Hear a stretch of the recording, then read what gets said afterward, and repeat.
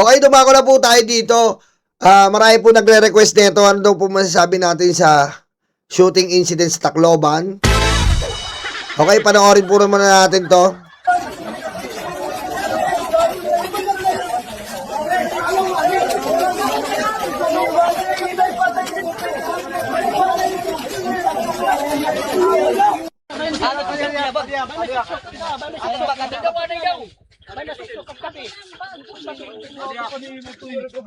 Gidulo ya makakabata pa nimo. Kani meron ka. Okay na.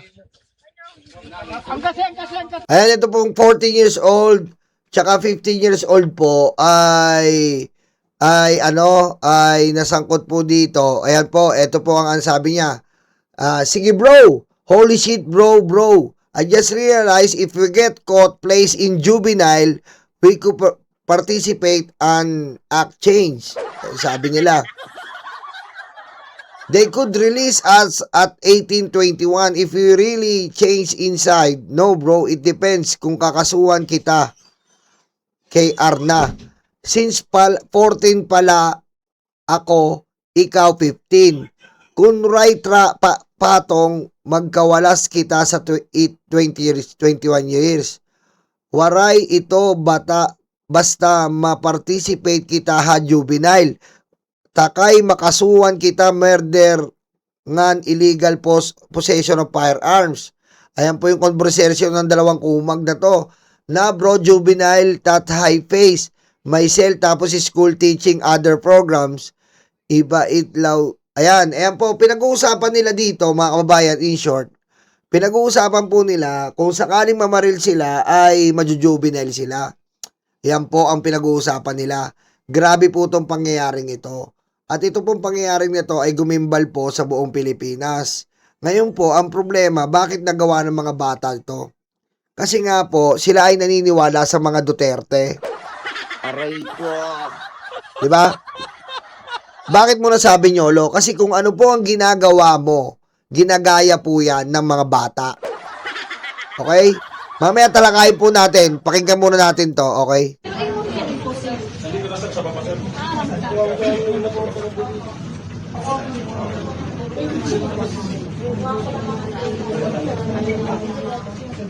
Flash na din, ito ulit ang gumana. Grabe, batang-bata, oh. Ito po mukhang bata, yung isa mukhang ano eh, yung isa po mukhang ano eh, may edad na eh, yung isa eh. Oh, ito mukhang malaki na to eh. Ito mukhang malaki na to eh. Ayan oh, mukha pong ano, hindi ko alam kung mukhang 15 years old pa to, mukhang 30 na nga to eh. Ayan oh, mukhang 30 years old na nga to eh. Ewan ko ba't nasabing 15? Baka nga kasi doon nag-aaral eh, di ba? Pakinggan po natin ang isa sa mga biktima bago natin talakayin. Sige, pakinggan muna natin mga kababayan. Gusto ko lang, I'm sorry.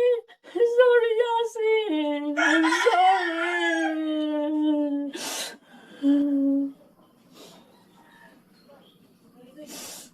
I'm sorry, Yas. Hindi na siya makapagsalita kung anong nangyari sa kanya. Hindi na siya makapagsumbong sa akin. Wala na.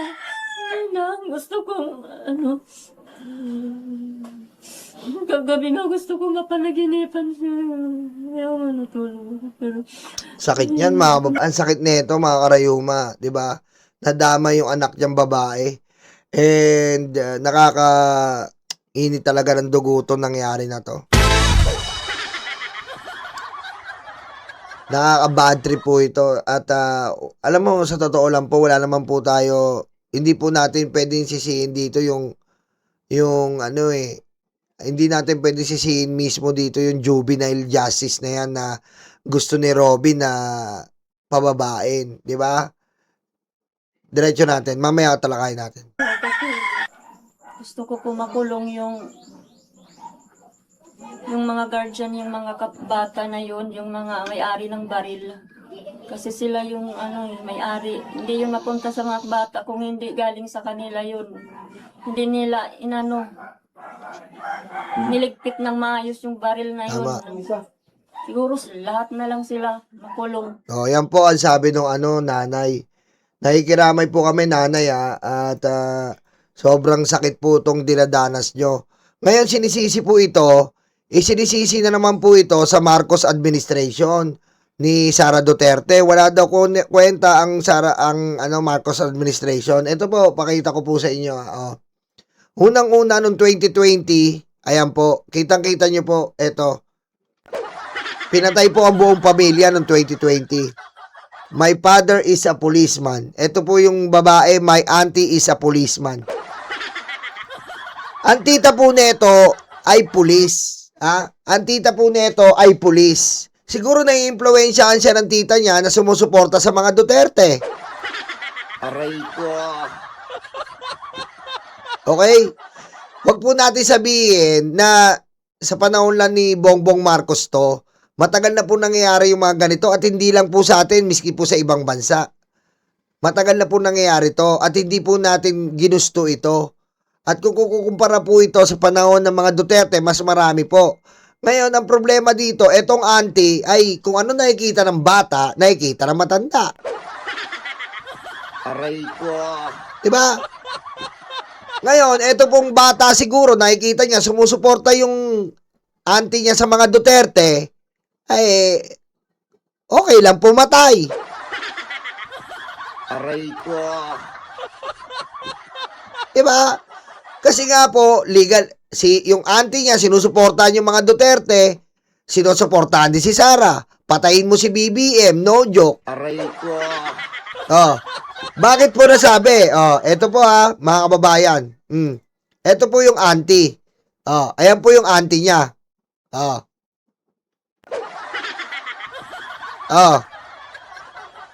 PNP Chief Director General Ronald De La Rosa meets PO1 Arla Ray Pasensya to personally congratulate her on winning the Ganda Police 2017 title last March. So, supporter po talaga ng Duterte po yung auntie. Aray ko. Supporter po ng mga Duterte ang auntie. So, kung ano po nakikita ng bata, kung ano po nakikita ng bata, siguro nakikita niya sa auntie niya. Siyempre, nakuha niya yung baril niya sa auntie niya eh. Nakuha niya yung baril niya sa auntie niya eh. So, itong auntie niya, ang may malaking impluensya, siyempre, kung nakatira siya sa nanay niya, makukuha niya baril ng tatay niya. Pero nakuha niya po, nakuha niya po yung baril ng auntie niya. So, ang impluensya niya po, ang auntie niya. Siguro tong auntie niya, babad sa pagsuporta sa mga Duterte, napapanood ng bata, sinusuportahan ang pagiging kriminal ni Digong, napapanood ng bata. Bakit mo nasabi, Nyolo? Ito, hindi, may ebidensya po tayo dyan. Ito po, Kaya lang Diba, napapanood ng bata Steve Nas Pasensya, idol, Tatay Digong. Aray ko. Idol, Tatay Digong. So, nakikita ng bata ang impluensya niya sa auntie niya na isang pulis na sumusuporta malamang sa AJK. Aray ko. Ayan po yung Steve Nas Pasensya, yung kumuha ng baril sa auntie niya. At yung auntie niya nga po, eto baka sabihin niyo nalilito kayo eh. Yung auntie niya, eto si PO1 Arla Ray Pasensya. Ayan po Arla Ray Pasensya at si Steve Nas Pasensya. Ngayon, yung bata po, iniudulo si Digong. Mamamatay tao, pumapatay, nagtatanim ng ebidensya. Ang dulot sa bata, patayan. Aray ko. Ayan po, kinuha natin sa FB niya. Ayan po, iniidolo po si Digong. Ngayon, pag iniidolo mo si Digong, ano ba si Digong? Kriminal, mamamatay tao, nagdulot ng 30,000 patay sa Pilipino. Aray ko. Oh. Yan po ang problema. Oh, ito pa dito. Normal hours kita. My gun are ready na. Oh. Alright, bet. Pang combat. Where do we meet up? Bawal bro. Is cool. Ayan oh. Steve Nash. Oh. Mag-combat ako. Sige bro. Oh. Yan po ang impluensya. Ayan po. Pinapanood niya si Tatay Digong. Oh. Pinapanood niya si Tatay Digong niya. So, sino po may pagkukulang dito, mga kababayan? Oh. 'Di ba? Yan po ang impluensyang Duterte. Oh. Bakit kamo? Oh, ito po. Ay Duterte ay shot a bully San Beda Law student. Binaril niya yung bully daw sa San Beda Law student. Law student Duterte shot frat Brad on campus in 72. Aray ko. Ito ang idol ng dalawang bata na sangkot sa pamamaril sa eskwelahan sa Leyte. Aray ko. Ah. Sino po ina-idol? Si Duterte. Sino po ba si Duterte? Mga matay tao na putang inang kriminal.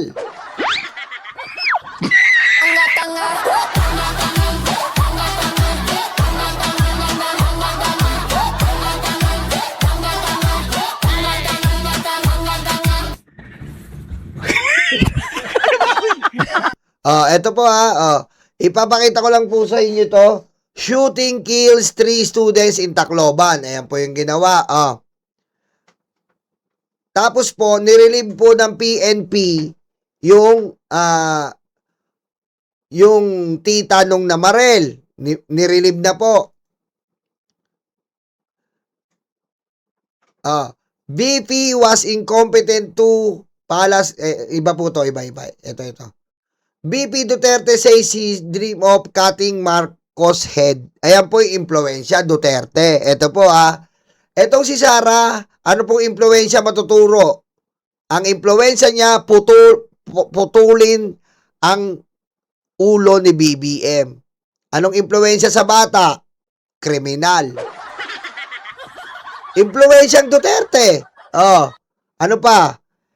NBI confirms Sara hired assassin to kill President Marcos.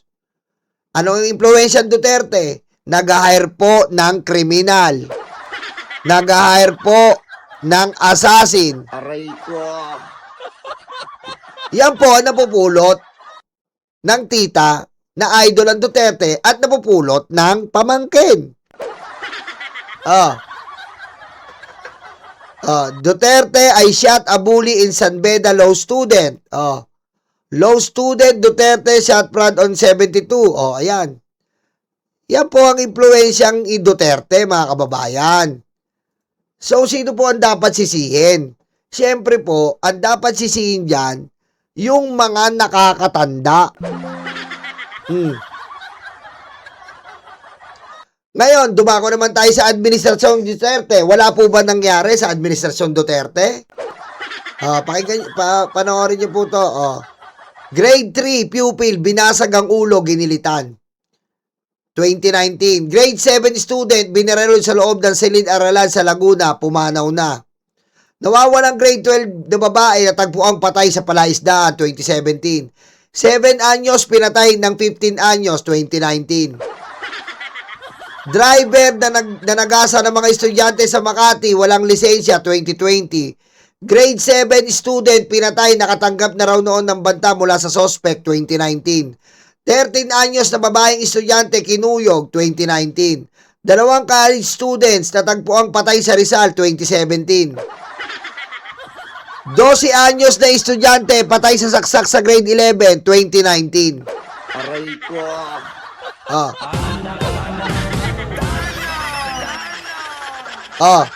Basag na naman po mga DDS. Para sabihin nilang masyadong magulo ang bansa, masyadong magulo ang bayan, kailangan ng Duterte. Putang ina, wala ka ng duwaing Duterte, tingnan mo. Ano nagawa ng Duterte, kitang-kita mo?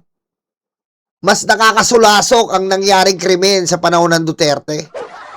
Aray ko. Oh. Ngayon, isi-sensationalize nyo, i-highlights nyo yung nangyari sa Tacloban. Bakit? Kasi nga, influensya Duterte po yun. Yun ang i-highlights nyo. Aray ko. Diba? Influensyang Duterte po yun, mga kababayan. Kasi nga, kung ano nakikita ng bata, yan ang nakikita ng matatanda. Oh. Sino po ba? Oh, tapos na pala. Ito. Kung ganito, nagagaya tayo sa Amerika na may namamaril sa loob ng paaralan, siguro ito na yung panahon talagang kung siseryosohin natin ito. Juvenile Justice Act, ito yung pang-special session. Tatanga-tanga si Robin, no? Sino po ba nag-approve ng Juvenile Justice Act? Ilan mga paboritong politiko na mga DDS inaprubahan ang Juvenile Justice Welfare Act. Ayan, no? Aray ko. Yan po ang nag-aproba ng Juvenile Justice Act. Bakit sisisihin nyo lang po si Kiko Pangilinan? Hindi po natin kinakampihan si Kiko dito. Ang sinasabi lang natin, bakit mo pupuntirihan ang Juvenile Justice Act? Diba? Mga kababayan, ito po, mga karayuma, ay, ayan po, ito po ay, etong dalawang to, biktima po itong mga bata. Dahil po, na-impluwensyahan po ng maling pamilya. Dahil po, ang pamilya niya ay sumusuporta sa kriminal. Aray ko. Ngayon, wala naman tayong problema sa Juvenile Justice Act. Wala naman po tayong problema dyan eh. Mga kababayan. Kahit babaan nyo, gusto mo gawin mong 8 months old. Makukulong na. Diba?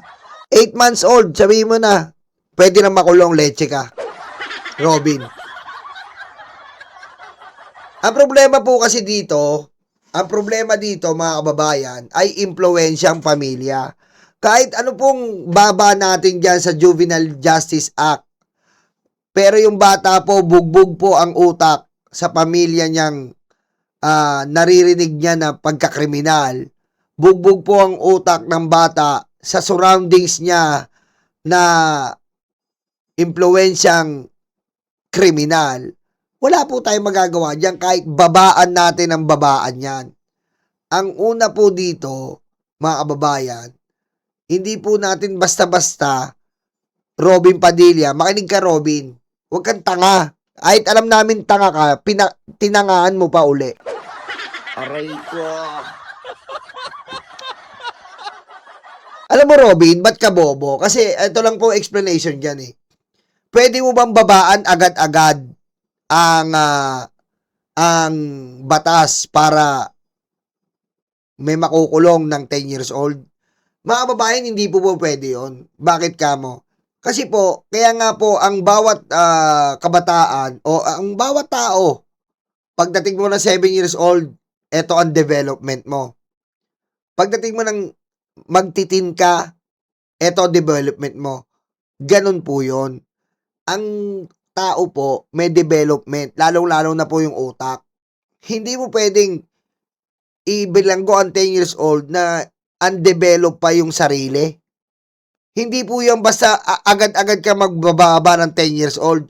Tanungin mo yung bata, develop na ba yung bata? Yun, mga kababayan.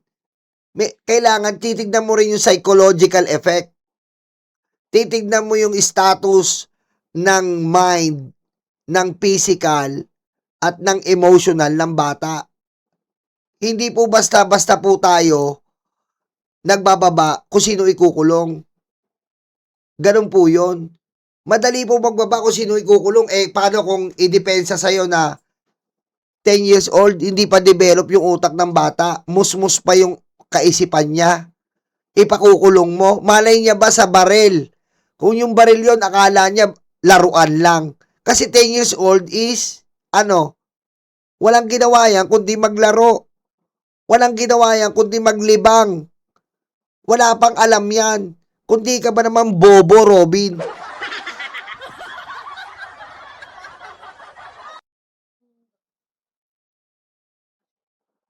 Di ba? Oh.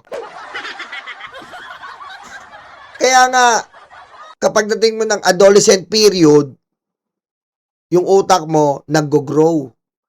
Yung physical mo, yung mga babae, nire-regla, nagkakadede, sorry po sa word nagkakadede, yung iba po, nagkaka-pubic hair, ganun po. Doon po, binabase ang batas na ganyan. Dinabase rin po yan sa evolvement ng utak, emotional, physical ng tao. Pero 10 years old, ang tawag niyan sa barel, laruan. Aray ko. Kaya hindi po natin basta-basta, kahit gusto man natin, ibalik po ng 10 years old yan. Anong malay mo, aakusahan mo yung 10 years old? Sasabihin lang sa'yo, laruan. Aray ko.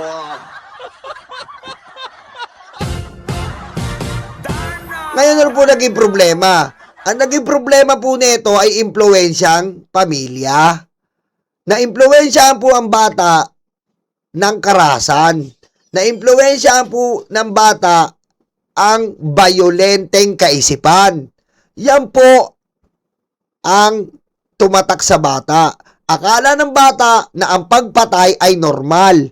Akala ng bata pag pinatay mo ang isang normal. Kasi yan po ang sinasabi ng mga Duterte. Doon po na-impluwensyahan ng bata eh. Yan po ang nakikita ng bata sa tita niya. Na ang tita niya ay avid supporter ng mga Duterte. Aray ko. Oh. Pero ang bata, ang impluwensya mong pamilya yan. Pag sandali lang po ha. Oh. Sandali lang. Yung bata, tumae, saglit. Pagaling mo si BBM, no joke.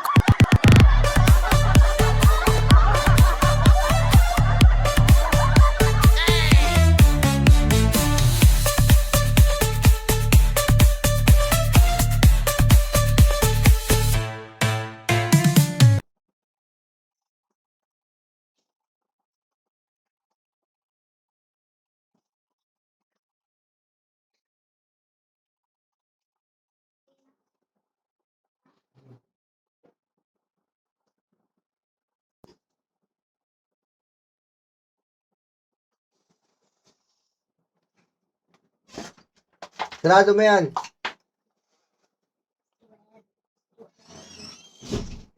Oh, yun. Tumae yung bata. Oh, kita mo yan. Oh. Ayan po, mga kababayan. Yung anak ko. Oh. Hindi pa marunong magugas ng puwet. Aray ko. Oh. Diba? Hindi pa marunong magugas ng puwet. Kasi nga po, undeveloped pa yung utak nila. Undeveloped pa. Wala pa silang self-confidence. Hindi pa nila alam lahat. Ganun lang po yun. Pero pag pinababaan mo yan, 10 years old, ay putik, para kang tanga nun. Diba? Ang problema po yan is influence. Influence po yan. Kung nai-influensya mo ng bata ng maganda, kung nai-influensya mo ng bata ng tama, kung nai-influensya mo ng bata ng wasto, diba? Maayos yan. Kaso po, mula sa tita hanggang sa pamangkin, sinusuportahan po ang mga Duterte. So, anong mangyayari? Bayolente. Aray ko. Isa pa yan. Ang bata exposed sa social media na hindi naman dati. Exposed po ang bata sa social media. Wala pong nagbabawal sa kanila na masama panoorin yan. Kaya dapat po i-prevent natin o i-limit natin sa social media ang mga bata. Dahil minsan kung ano yung nakikita nila, nasabi nilang tama. Kung ano nakikita ng bata, minsan nagiging tama. Ngayon, tayong mga magulang po, ang tanging nagwawasto kung ito ay tama o mali. Diba?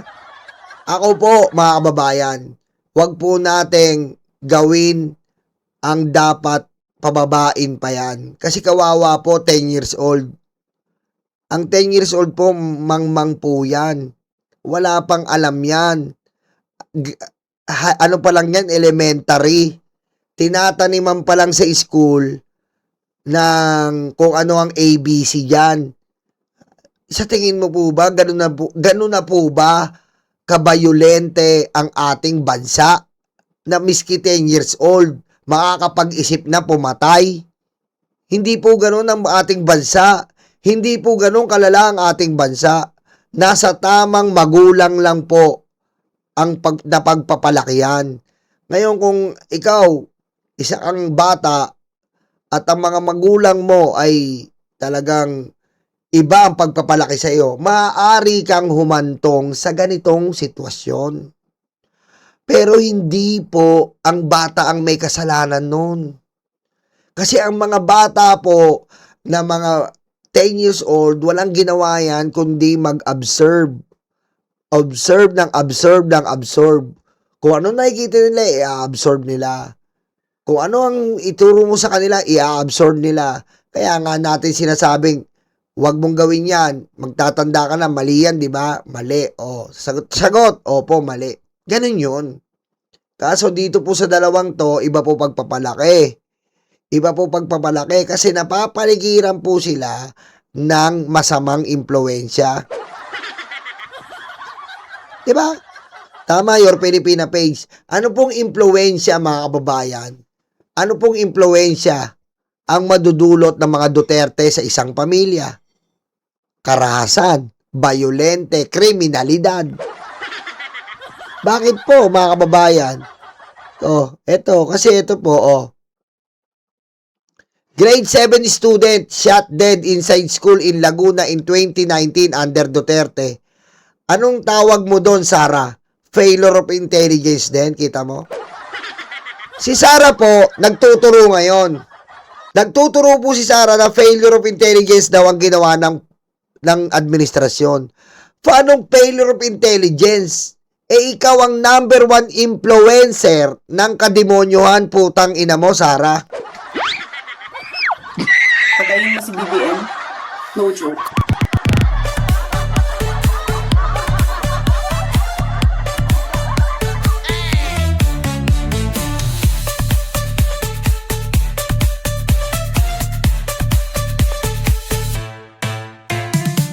Di ba bakit? Sara, patayin mo si BBM, Lisa and Romualdez. Sara, imagine cutting his head. Also, Sara, hindi na safe ang panahon ngayon. Paano mo masasabi na hindi safe ang panahon ngayon kung ikaw mismo ang impluensyang bayolente, putang ina mo? Aray ko.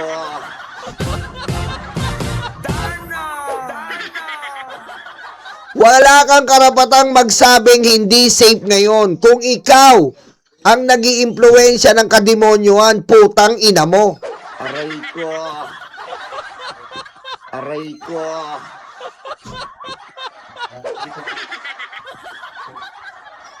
Aray ko. Diba? Diba? Ikaw ang nagsasabi sa buong, ayan nga po yung sinasabi natin eh. Na kapag vice presidente ka, ikaw dapat ay finesse, ikaw dapat ay maingat sa bibitawan mo dahil ikaw ay magiging modelo ng bansa. Diba? Kaso, imbis na maging modelo, naging demonyo sa bansa. Para sabihin mo, kaya mong pumatay, kaya mong pumutol ng ulo. Anong impluwensya niyan sa buong Pilipinas? Aray ko. Aray ko. At hindi lang yun, tama si Ram J. Bukod pa dyan, mga kababayan, siya ang kinikilalang DepEd Secretary, Department of Education. Kilala siya sa mga kabataan na Department of Education. Anong sabi ng Secretary of Department of Education? puputulan ko ng ulo si BBM. Aray ko. Nag-hire ako ng assassin para patayin si BBM, si Lisa at Romualdez. Yan ang Department of Education Secretary. Yan ang impluensya niya sa kabataan, putang ina mo.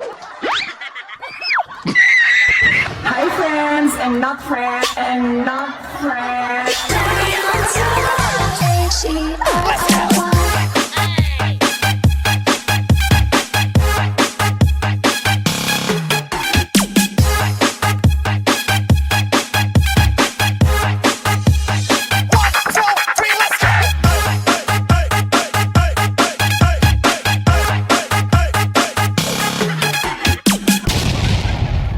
Oh, so ano pong magagather? Ito nga po yung sinasabi ko sa inyo eh. Anong magagather ngayon ng isang kabataan sa isang Department of Education Secretary sa isang Vice President? Anong magagather ng kabataan? Kesara na lang tayo. Bayolente. Anong magagather? Kademonyoan. Anong magagather? Karahasan. Anong impluensya? Walang ya. Sino nag-impluensya? Ganyan ba si BBM?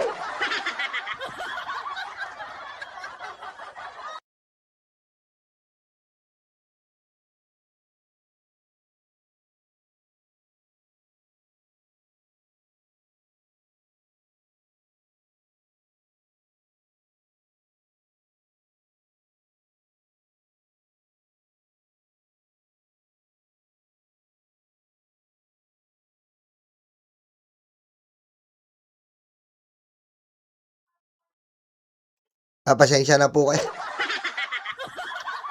At tingnan yan. Ang hirap maging tatay. Aray ko. Oh. Pagpapasok yung anak ko, umi-stop ako. Kasi nga, impluensya. Aray ko. Diba? Pinag-uusapan natin yung impluensya. Ngayon saan napapamura ko, hindi ako makapagbura kasi nga nandito yung batay. Yan ang sinasabi ko sa inyo. Aray ko. Ah. Diba? Yan ang sinasabi. Ito, pumasok yung anak ko. Umistap ako. Mapapamura na naman ako eh. Kasi nga, hindi maganda magmura tayo. Pero hindi ko na kaya, puputok ugat ko eh. Aray ko. Oh. Oh, nung pumasok yung anak ko, umistap ang bunganga ko, auto-mute. Aray ko. Siyempre.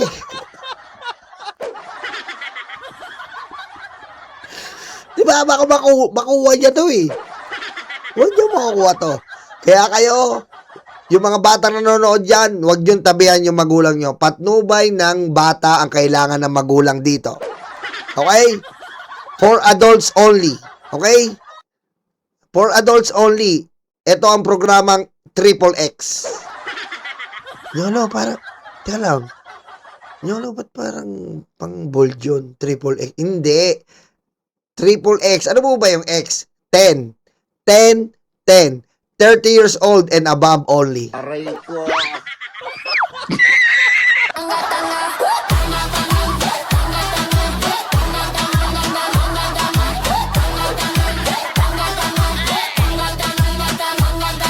Aray ko.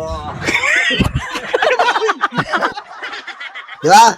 Oh, si Gloria naka-earphone. Mag-earphone kayo. Yung, sino naka-earphone dyan? Oh! Sa mga naka-earphone, shout out ha. Oh, sino pa naka-earphone? Oh! Aray ko. Okay? Kaya yung mga nanonood dyan to, patnubay ng bata ang kailangan ng magulang. Ito po ay programa ang Triple X. 30 years old only. Aray ko. Ha? Ang bilis talaga ng utak, no? Napakabilis ng utak. Kayo mga kababayan, gayahin natin si Jake Magnus. Mga kababayan, ano po ba sasabi niyo yan? Comment down below. Pag-usapan natin sa comment section. Doon kayo magsigaw sa comment section. Comment down below. Aray ko. Okay? Ano po masasabi niyo dyan? Comment down below. Mga kababayan. Diba? Ganyan si Jake Magnus eh. Aray ko. Ano masasabi niyo yan? Comment down below. Aray ko.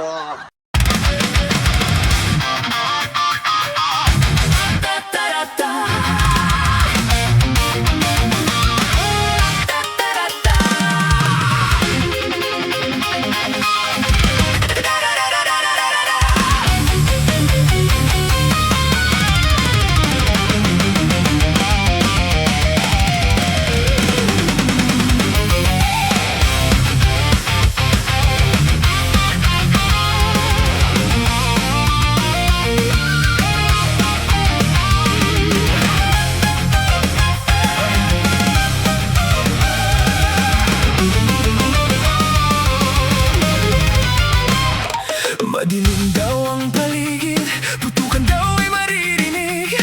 Takot sa kanilang mata, ikaw ay madadala.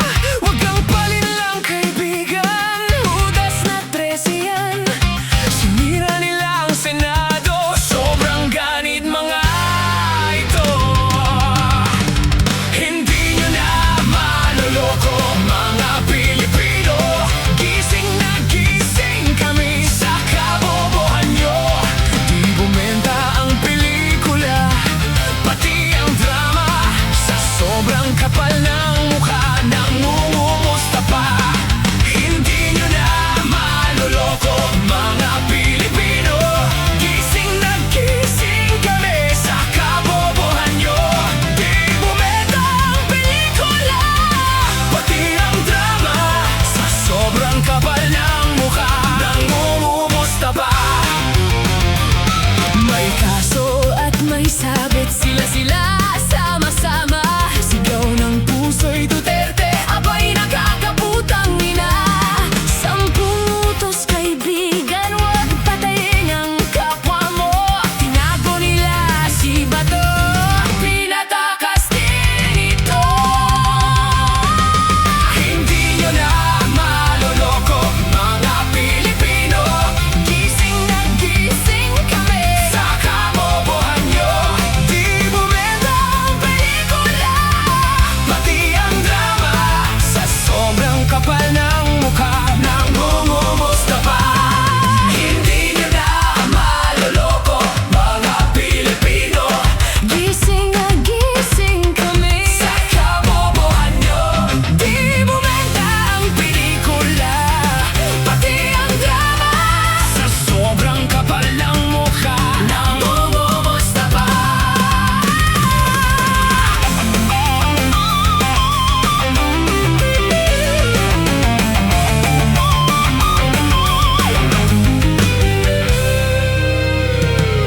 Madudumi ang taktika para lang kay Sara. Taong bayan hindi